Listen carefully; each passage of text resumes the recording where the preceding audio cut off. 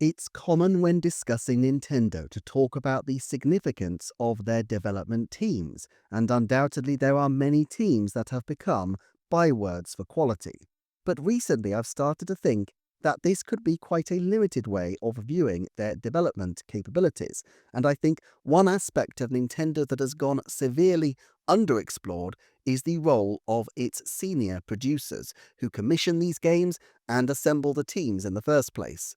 Over the past few months, I've been looking across Nintendo's development efforts to see if we can finally shed some light on this absolutely vital role in the Nintendo development effort. I want to answer, who are these mysterious figures in Japan that are responsible for Nintendo's entire development output, who commission the games, who work with the directors, and who shepherd so many amazing projects to completion? In some cases, they're household names if your household is sufficiently Nintendo loving at any rate. We're used to faces like The Legend of Zelda's Eiji Aonuma and Metroid's Yoshio Sakamoto popping up every now and then to share their big new ideas, but Nintendo actually has quite a number of people who receive the producer credit and who, in some form or other, have been at the heart of pretty much everything Nintendo does for many years.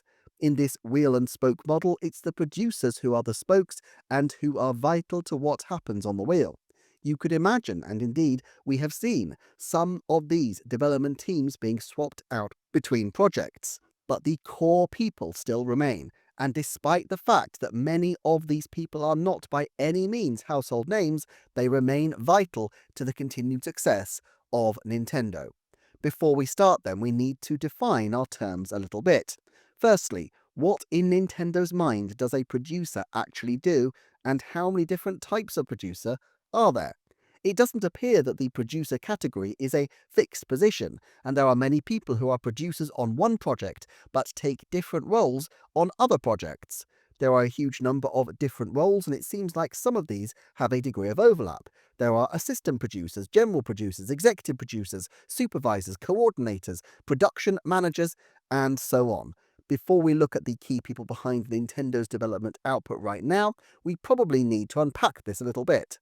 First up, if you see a producer credit on a Nintendo game, you should know that it doesn't necessarily mean that they even work for Nintendo. Those at other companies, and especially in the Pokemon Company or Intelligent Systems, frequently award the producer credit, and sometimes in more diverse ways even than Nintendo.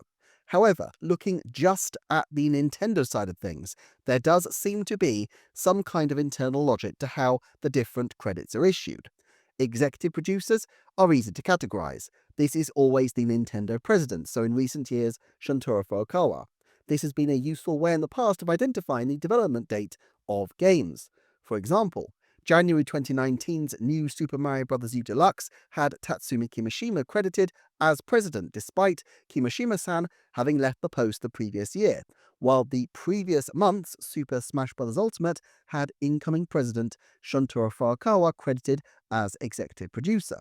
This is one of the reasons for my long-held theory that New Super Mario Bros. U Deluxe was the backup game for if Super Smash Bros. Ultimate slipped out of the 2018 holiday window. It was clearly finished quite a way in advance of Smash Bros. Executive producer is always the most senior credit, but there's general producer credits, which are almost always given to Shinya Takahashi, the head of Nintendo EPD, the development operation in Japan. Although occasionally where other very senior producers from Nintendo get involved, specifically Shigeru Miyamoto or Animal Crossing's Katsuya Eguchi, these people are also accorded the general producer credit. As with other producer credits, there are also general producers from Nintendo's collaborators, usually the heads of studios both external, such as HAL, and internal, such as Monolith Soft. In fact, Monolith Soft's Tetsuya Takahashi is actually accorded the role of executive director, and that is given after Furukawa's credit, such is the respect the company has for him. However, it seems like there has also been a relatively recent reorganization of the way Nintendo organizes some of its titles. In recent times, Nintendo seems to have decided to create a distinctive credit purely for production management. There have been production management credits on games before, but in recent years, there seems to have been a consistent team who frequently received this credit for a role which appears to be a little different from a standard producer. So, for example, Kosuke Ibuki seems to have helped shepherd New Super Mario Bros. U Deluxe, presumably while the rest of that team were focused on Super Mario Maker 2, released only a few months later, and he received the production management credit, even though he is usually associated with the Mario Kart and ARMS team, EPD 9. But recently, we've been seeing a lot of these credits suggesting that there is a more team approach to producing games which have particularly heavy third-party developer involvement. Essentially now, a production management credit seems to differ from a producer credit because while the producer for the most part is the person who is really behind a game, the production management team seems to be a kind of focused brains trust who all pile in to support and shepherd different projects, and especially, as I say, those with heavy third-party involvement as well. Now, some of these production managers are also producers on particular games. So, for example, Risa Tabata was a production manager on many recent titles, such as Luigi's Mansion 2 HD, but was specifically a producer on Paper Mario: The Thousand Year Door. Since all these games would have been in production around the same time, this suggests that she was the point person on the Thousand Year Door project, even though she was just one of a broader axis of development producers for Luigi's Mansion 2 HD and the other games on her slate. Now, some producers also like to direct and some are more hands-off, but either way, they seem to be the brains behind the project. The producer credit specifically seems to be the most significant one for most of the games in question. And occasionally people are assigned as supervisors, but this appears in most cases to be where they're not involved day to day, but have a general interest in making sure that the development flies right. Another point of interest, generally speaking in recent times, most senior producers are not credited as being linked to any specific developer group within Nintendo EPD. Group 3 for Zelda, Group 9 for Mario Kart, and so on. And it suggests that while they have a particular link to one group or other usually, it will be surprising to see Eiji Aonuma work with the Mario Kart team or Kosuke Ibuki do something with Zelda, for example. The structure doesn't seem to require this. There were also examples of what interviews referred to as project leaders within groups who have been given producer credits on particular games, but in some cases are still credited as belonging to particular development groups, suggesting that they are perhaps not quite so senior. Yosuke Tamori of Mario Kart Live Home Circuit and Alamo is an example of this. As well as this, there are quite a lot of people who have been producers at various points who are still at the company, but who seemingly have moved on from being responsible for multiple games at the current time.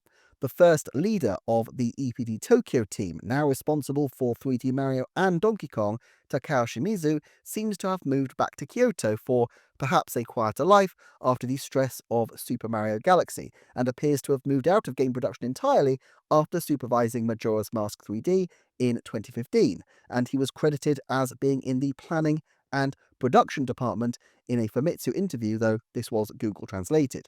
He did work as the UI system director for the NES and SNES Classic editions, though suggesting that he's focusing more on systems work at this point, and at age 60, he will be forgiven for wanting a quieter role than shepherding day-to-day development of some of Nintendo's biggest games. That's before we even talk about people who are producers but who take on more junior roles afterwards, perhaps as part of a broader but maybe less intensive purview, or as with Koichi Hayashida, where he seems to have come over during an existing project to support a different team, specifically leaving behind the 3D Mario team where he was the producer of Super Mario Odyssey to come and support initially with Super Mario Maker 2 and then with the development of Super Mario Bros. Wonder, injecting some of the genius of the 3D team back into the 2D Mario series, which had gone a little bit stale over the previous years.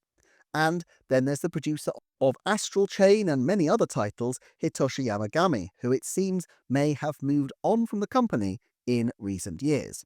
So look, we could cast our net very widely when trying to identify who Nintendo's producers are, but what I've endeavoured to do in this video is to identify as many as possible, perhaps all of those individuals who appear likely to be currently acting as regular Nintendo producers for forthcoming games. In other words, just like we know that Next Level Games will have a game at some point, and we know that Retro will have a game at some point, we could also look to particular producers and say, when are we going to get a new game from these particular individuals? Now, in most cases, this means people who have had regular credits in the recent times or who have producer credits linked to specific ongoing projects. In a few cases, I've highlighted senior and long-standing people who might not have been producers in their own right before, but as Nintendo expand, seem highly plausible candidates to put together their own team and to take on greater responsibilities. Now, just because they have produced the odd game here and there does not mean necessarily that they are working on a game now, but it seems likely that most of these people who have experience will be developing content, and in any respects, this might be a more useful way to identify future development patterns than just looking at game studios, since Nintendo is expanding rapidly, and making partnerships with new studios must be something to expect, as well as we saw with Donkey Kong Bonanza, it's likely that they will try to expand their development capabilities outwards, even from EPD itself. It's unlikely that I've caught every person here who has the seniority to pull together a project, but I think we can get the broad contours of the Nintendo development operation as it stands in the late 2020s. Let's start at the top. Nintendo's most iconic game developer is, of course, Shigeru Miyamoto, who is now a director and fellow of the company, but whose focus is increasingly outside the world of day-to-day game development.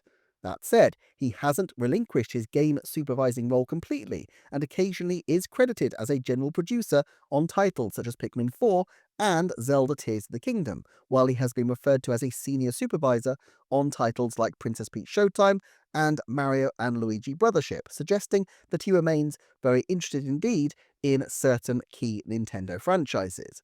I find Tears of the Kingdom particularly interesting, as we know that that game did not start development until around 2017 or 2018, which is a significant period after Miyamoto had left day-to-day shepherding of the Nintendo output. Whereas with Pikmin 4, it could be a legacy of his previous involvement. With Tears of the Kingdom, this is definitely continued focus on game development, even after theoretically this had been handed over to Shinya Takahashi. Also, curiously, he had a hand on resurrecting F-Zero as the supervisor for F-Zero 99, although Donkey Kong, whom he once called his friend, appears not to be on Miyamoto's radar so much, as his only credit on Donkey Kong Bonanza was for his original design work back in the day, though we know he was consulted early in development by the team when they were trying to identify the core of what made a Donkey Kong game work. Ultimately, though, the man truly at the center of the wheel for the last decade of Nintendo development isn't Shigeru Miyamoto, but someone whose face is very familiar as the host of many, many Nintendo Directs over the years. Shinya Takahashi is the Senior Managing Executive Officer and the Corporate Director of Nintendo, as well as being the Executive General Manager of Nintendo EPD, which is to say, their Entertainment Planning and Development Division. Indeed, EPD was formed by Takahashi himself back in 2015 as he reconfigured the old EAD, Entertainment Analysis and Development Division, with a new structure including 11 software development groups as well as other attendant departments.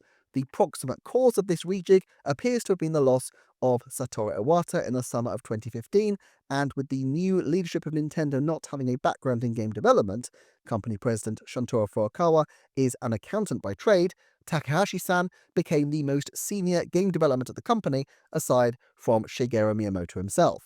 Takahashi has been with the company since 1989, during which time he was the director of Wave Race 64, but involved before as a games artist and then later as a producer with dozens upon dozens of games before being promoted to a general producer in 2012.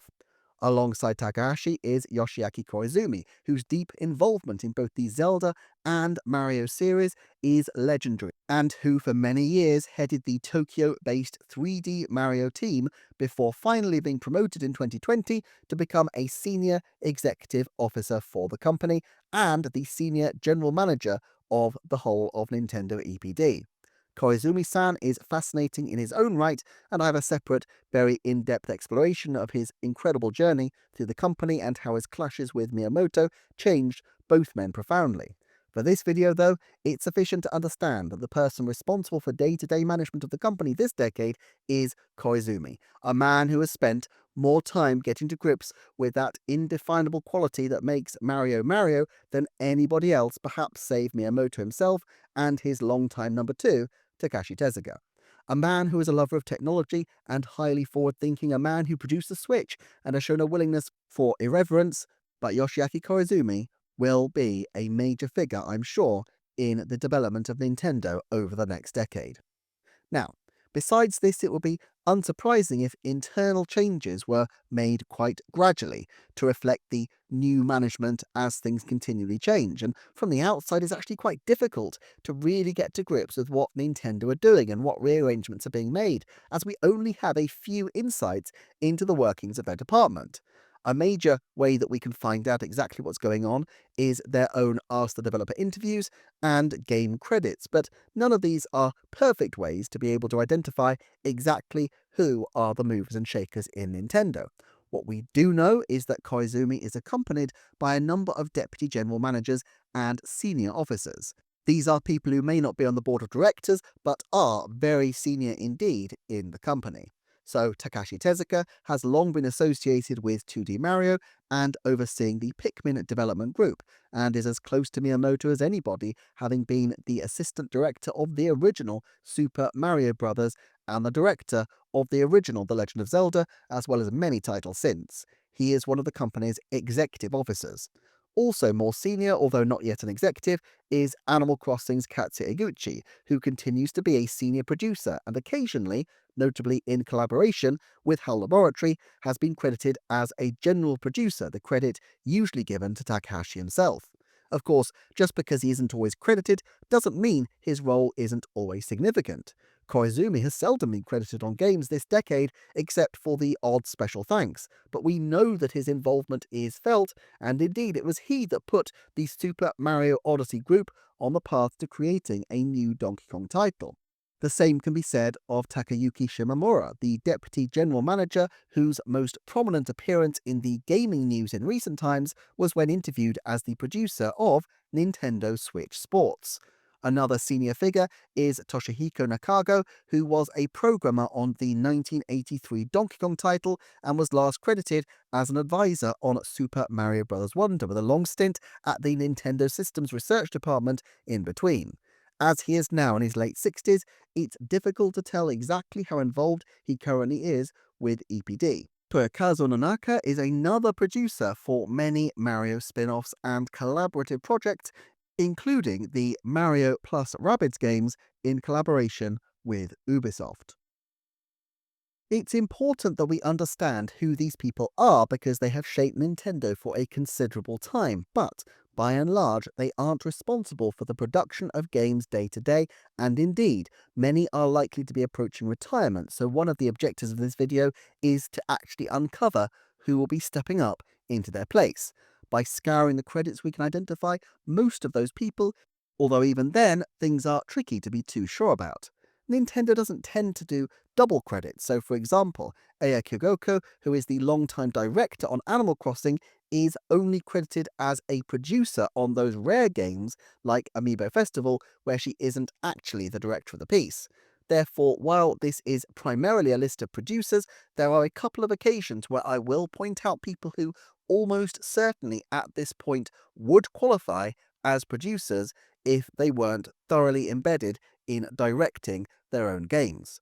What's harder to determine is the relative seniority of these people, but I think it will be helpful to go through the many names and try to sort this stuff out later.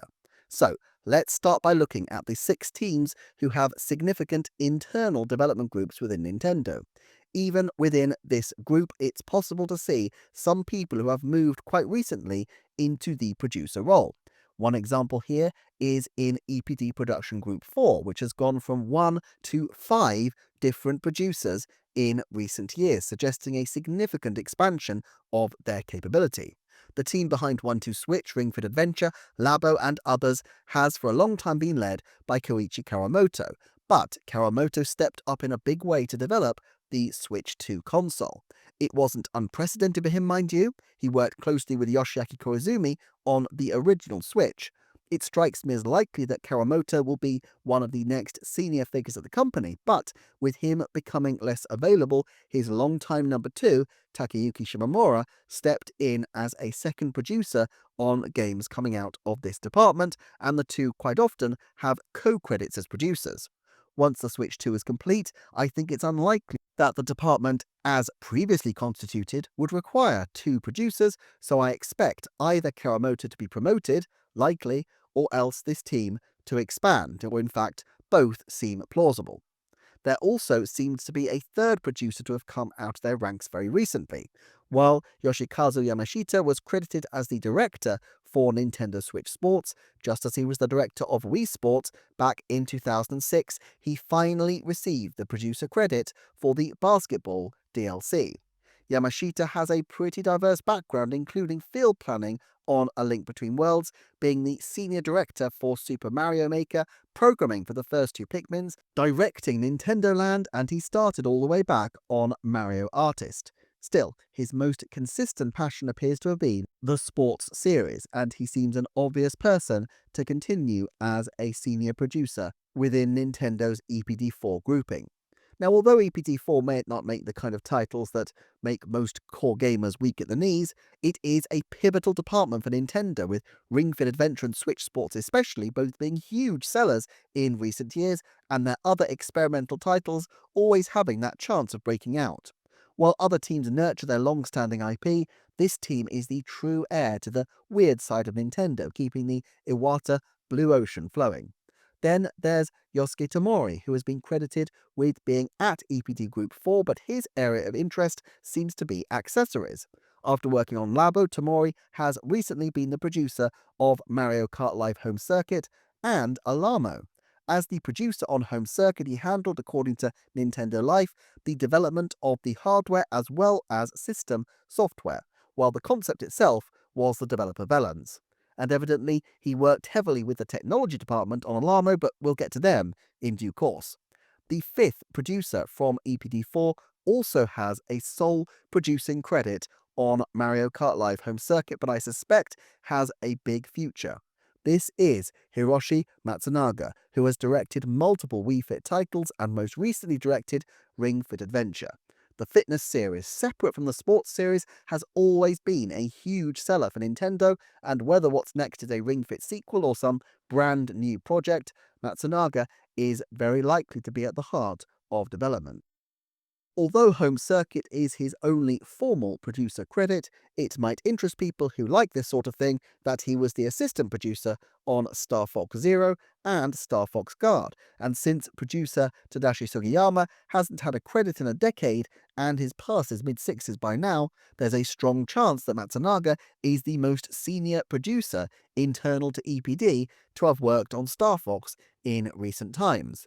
Whether or not that means he will be the heir to Star Fox, I'm not quite sure. Perhaps Ring Fit Star Fox would have a particular ring to it. Now, just because Production Group 4 has 5 different people who have been given producer credits in recent years doesn't necessarily mean that they are all working on new games at once, but it's probably not a surprise that this most experimental of teams has so many different people taking on the producer role. Clearly, this is the group where new concepts get tried and tested. Then we have Group 5, which was for a long time led by Katsuya Eguchi, and while Eguchi-san has the role of general producer now, it's not impossible that he could still start up a new project. Still, the running on this department seems to be by the two leaders of its most famous properties, Hisashi Nagami of Splatoon and Aya Kyogoko of Animal Crossing. Nagami produced Dragon Drive and has taken more of a backseat role from Splatoon in recent years, with others on the team taking over the reins as director. Kyogoko, meanwhile, has been the director as well as producer for the Animal Crossing series in recent times, suggesting that she is more likely to stick with the team for the duration. Time was, these two groups shared art and music staff and sought out help from other support studios such as Monolith Soft and Bandai Namco to keep their games ticking along. However, as I've covered in a separate video, it seems likely that Nintendo has sufficient development muscle now to support these two teams concurrently, or at least there doesn't appear to be nearly as much crossover between New Horizons and Splatoon 3 as there was between the staffs of Splatoon 2 and New Horizons.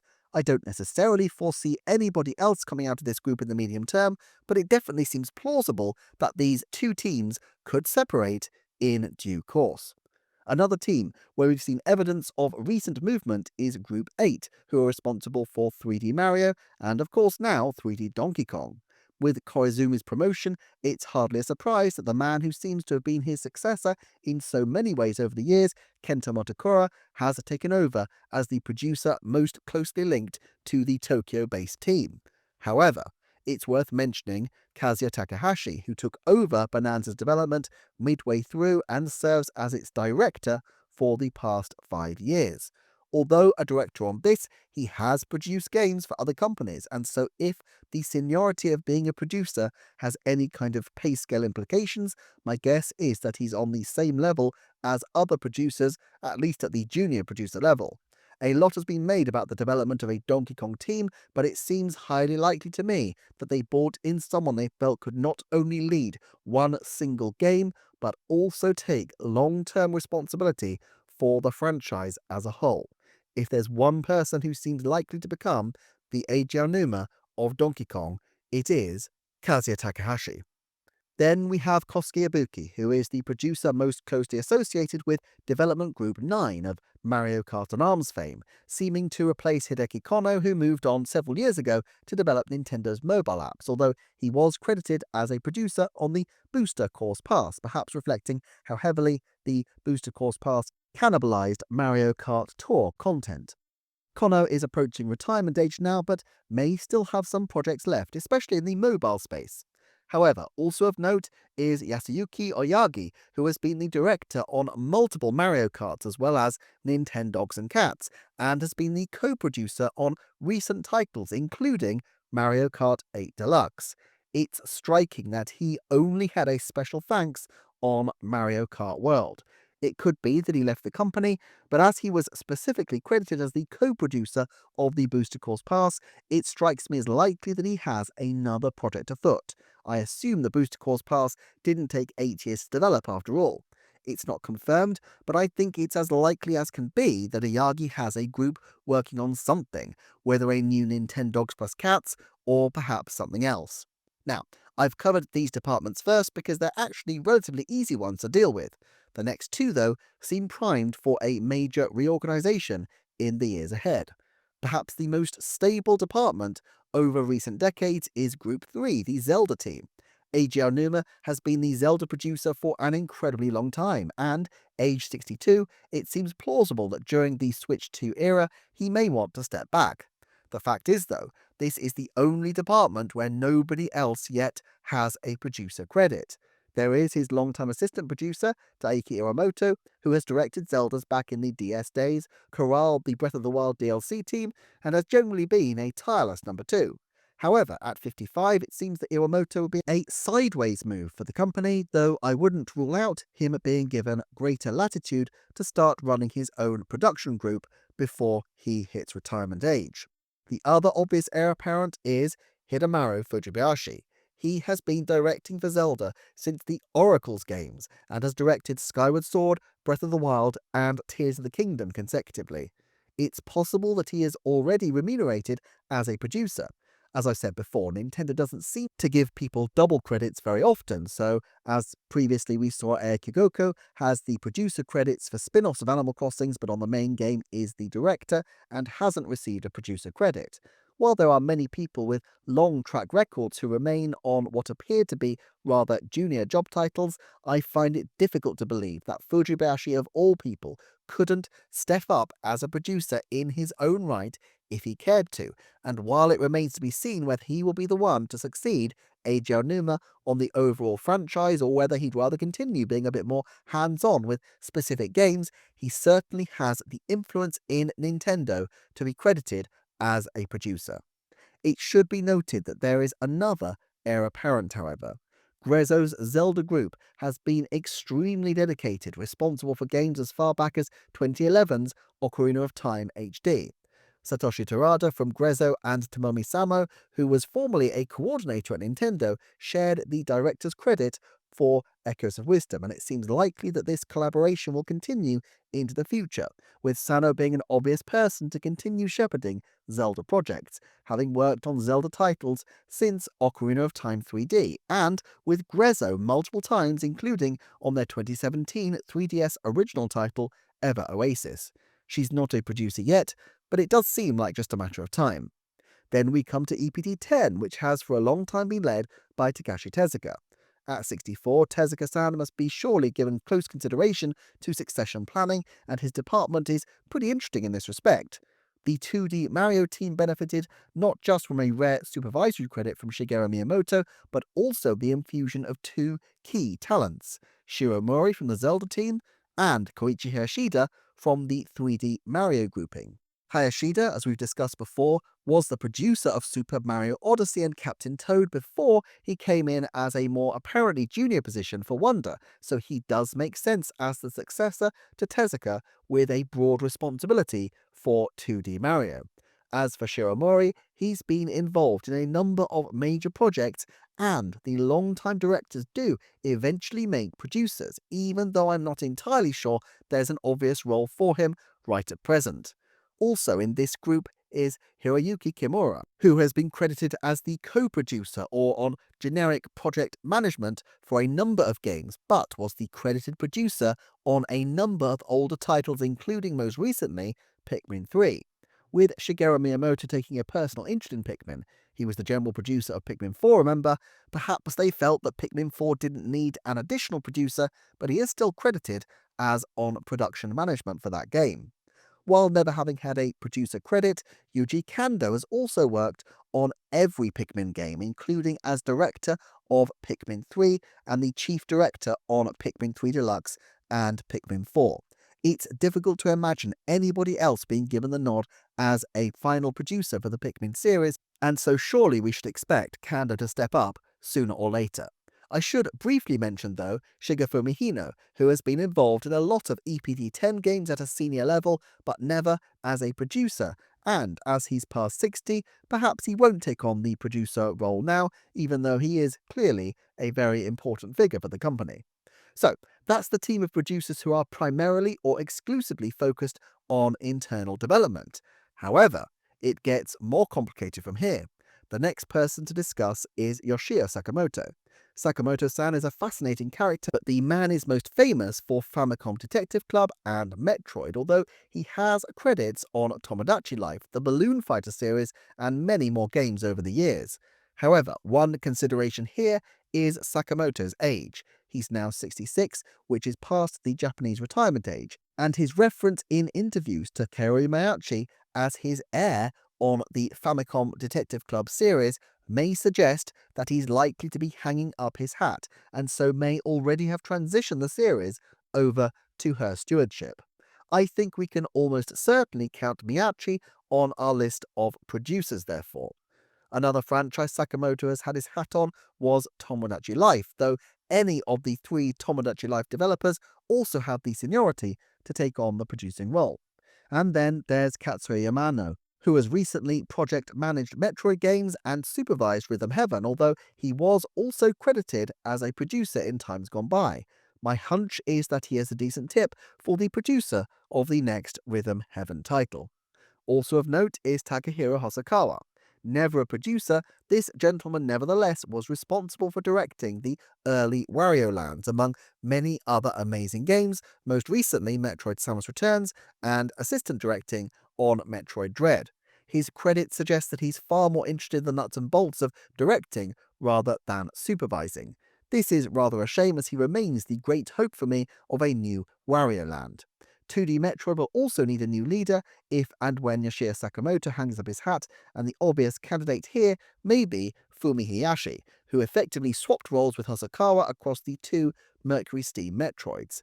He lacks in seniority, he joined Nintendo in 2006, but in the sales department, and worked a lot in coordination and localization before getting his break on Metroid. Still, Having built a strong working relationship with Mercury's team, he may be well placed to step back into a producer role, allowing for a Madrid-based director to take charge. Then we need to consider Kensuke Tanabe, another icon of yesteryear who is now potentially approaching retirement age. We know that he has relinquished the reins of some of his long-time series. His tireless number 2, Rhys Tabata, who has extensive project management experience, was formerly the producer of Paper Mario The Thousand Year Door, although alongside people from both Intelligent Systems and Nintendo's own group, specifically Shinya Saito, who also has produced titles like Another Code Recollection, and Masakazu Miyazaki, who is usually in general project management but has produced a few smaller titles in the late Wii and early Wii U era. In fact, for a remake of an existing title, The Thousand Year Door seems absolutely rammed with producers, supervisors, and other interested parties, so it's not quite clear what the leadership of this game was like, except that they seem to be relying heavily on the many senior people from Intelligent Systems on this title, perhaps suggesting that Nintendo are going to lean a lot more on Intelligent Systems to take Paper Mario forward, with Tanabe stepping back. Still, if Tanabe has divested himself of producing Paper Mario, he still remains a credit on WarioWare Move It, Luigi's Mansion 2 HD alongside Shinya Saito, and is the sole producer of Metroid Prime Remastered, although with Risa Tabata as assistant producer. I should note here that the game has producers from both Retro Studios and Iron Galaxy, while Intelligent Systems have their own producers on WarioWare and Paper Mario. I'm confining myself to the Nintendo leads for the purposes of this video, however. Another person to point out here is someone who has been a co-producer, a supervisor, an assistant producer, and a project supervisor, a coordinator, basically anything except for formally a producer. This is Yoshihito Ikebata, and he seems to have built a sufficiently extensive relationship with Next Level Games, working with them on every title since Luigi's Mansion Dark Moon on 3DS, that he would be an obvious heir to the producer role for the Luigi's Mansion series, assuming that once Tanabe hangs up his hat, not all of his roles will go to the same person. It's particularly notable that unlike others, he hasn't been supporting other Tanabe groups like Retro. Quite who can succeed him on Metroid Prime, though, is a mystery that perhaps only the reveal of Metroid Prime 4's credits will solve. Risa Tabata currently seems to be the loyal number 2 for many of the Tanabe stable of games, and perhaps they will even feel that they have enough experience in depth in Austin to no longer require strict management from Japan. Still, this remains a big question mark for the future of their producing slate. The same remains true of the WarioWare franchise. There are a number of Nintendo coordinators, but the production team is now almost exclusively Intelligent Systems. Do Nintendo decide to trust Intelligent Systems to bring them a project that captures the spirit of their franchise without more intensive supervision? However, there is another group that shows a model for how all this may go, and it's what used to be Group 1 and Group 2 of Nintendo EPD, but now is either Group 2 or simply the co-productions department of the entertainment planning and development team. Indeed, the fact that Tabata so often shares credits with people from this team, like Satoru Saito, suggests that she may lead the merger of these departments. There are still some significant figures, although not really box office names in this group. There's Toyokazu Nonaka, who was behind many third-party collaborations like Another Code Recollection, Super Mario RPG, Mario Kart Live Home Circuit, and many other project management roles. Takao Nakano is a producer with a particular focus on games developed in the US, notably with Nintendo Software Technology or other non-retro American partners. He was the producer on Mario vs. Donkey Kong, F-Zero 99, Advance Wars 1+2 Reboot Camp, as well as Donkey Kong Country Returns HD. Keisuke Terasaki has often worked with Kensuke Tanabe, although hasn't received a credit beyond special thanks since 2021's WarioWare Get It Together, and is one of the senior people in the company, so it seems unlikely he will be taking on too many more big projects. Then there's Takahiro Harada, who reportedly is coordinating third-party games now after producing Wario Land Shake It in 2008 for Nintendo as his last producer effort. Still, there are a few producers who have very specific areas of game expertise. Akira Atani was a co-producer and assistant producer on the GameCube Metroid Prime titles, but since 2005 his work has almost exclusively been on Mario and Luigi, with a little bit of sidelining in supervising with Princess Peach Showtime. Although these games have benefited from Tezuka as a supervisor, there's not a strong indication that the games have much connection to his EPD Group 10. In the Ask the Developer interviews for Brothership, both producers were credited for the co-productions team. Then, around 2020, Genki Okota, the longtime director of Xenoblade Chronicles and Fire Emblem and Fossil Fighters, joined the producer ranks as well. Meanwhile, Akira Kinashi has been attached to Pokemon and Kirby primarily, although also supporting on a couple of other titles as well. He was the producer for Endless Ocean Luminous, for example. Finally, there's Princess Peach Showtime's Nobuo Matsumiya, who was previously an advisor on Kirby titles and seems to have worked with Goodfeel considerably. With Showtime being his first producer credit since 2010's Kirby Epic Yarn, it's far from certain that he's regularly managing projects in this way, but he has a solid background in level design. In 2010, Satoru Iwata noted to him during an Iwata Asks interview, "You have experience working in the Software Quality Assurance Department, the predecessor of the Mario Club, and you've always been good at playing video games, so you're a producer with a solid perspective when it comes to adjusting difficulty levels and designing maps." Matsumiya may well be involved with the new Yoshi title, and it will make sense as Takashi Tezuka steps back that someone else can step into the role of managing Yoshi day to day. However, so far we've just covered producers with a focus on software, but as Nintendo likes to say, they're a hardware-software company, and a number of their producers are hardware-software or just flat-out hardware-focused. This is beyond the reach of this particular video, but Kazuhiro Maruyama produced the NES and SNES classics and the Pokemon Plus accessory for Let's Go Pikachu and Eevee, and of course, we know that Karamoto and Koizumi have both been tapped as producers for systems, the Switch and Switch 2 before now, though only after considerable experience on the software side of gaming. Doubtless, there are other people who bridge the hardware and software parts of Nintendo's brief. Still, I think at the end of this, we do have a fairly comprehensive list of the development staff. And even then, there are a few people who are often with the production staff at what used to be EPD 1 and 2 and is now one cohesive unit, but who might deserve their own mention, such as Makoto Okazaki, who often works with Platinum, Toshiaki Suzuki, who generally works with Nintendo Cube and on the Mario Party series, and others, because who could forget Advance Wars 2 Assistant Director and Advance Wars 1+2 Reboot Camp Producer, plus a frequent producer of games from Nintendo Software Technology, Takao Nakano. Looked at as an entire map, we can get a rough idea of where we are in terms of Nintendo's producers at the moment. Miyamoto still kibitzes on projects now and then, and we may see him show a special interest in particular for future Star Fox and Pikmin projects, but like Takahashi and Koizumi, his influence is now far beyond any specific title for the most part. The managers and executive officers at the top are pretty much all fast approaching retirement, and so while they may continue beyond, as of course Miyamoto has done, it is going to be interesting to see how the transition takes place in the coming years. In the two rows below, we can see the current mainline producers of different levels of seniority and experience. Even though these are all affiliated with different production groups, there's evidently the potential for these new teams to splinter off into different and separate groups in the future. In red at the bottom are a few names I've mentioned along the way.